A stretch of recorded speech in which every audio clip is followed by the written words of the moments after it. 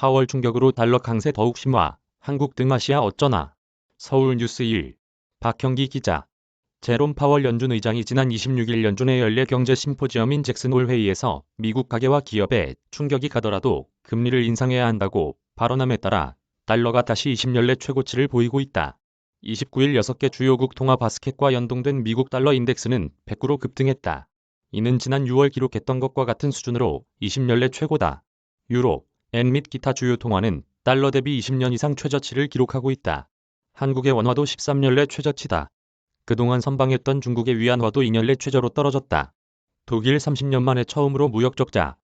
독일과 같은 국가는 유로화 약세로 수입 물가가 급등함에 따라 30년 만에 처음으로 월간 무역 수지 적자를 발표했다. 독일은 유럽 최대의 경제국이자 제조업 강국으로 만성적인 무역 흑자국이었다. 그런 나라가 유로 약세로 무역 적자를 기록한 것이다. 더욱 문제는 우크라이나발 지정학적 위기로 천연가스 가격이 급등하고 있는 가운데 동절기에 접어들면 천연가스 가격이 더욱 급등할 것으로 보여 독일의 경제 위기는 더욱 가중될 전망이다. 아시아 신흥국 가장 최악. 그러나 무엇보다 타격이 큰 나라들은 한국을 비롯한 아시아 신흥시장국일 전망이다. 이들 국가들은 달러 강세로 인한 수입 물가 상승으로 외환 보유액을 불태우고 있다. 국제통화기금은 최근 올 들어 아시아 이머징 마켓에서 달러 유출액이 약 500억 달러로 매우 크다고 밝혔다. 한국 금리 인상 여력 제한적. 더욱 문제는 이들 국가들이 금리를 인상할 여력이 제한적이라는 점이다. 미국은 40년래 최고의 인플레이션에도 거시, 경제 지표가 견조하다. 이에 따라 금리를 인상할 여력이 충분하다.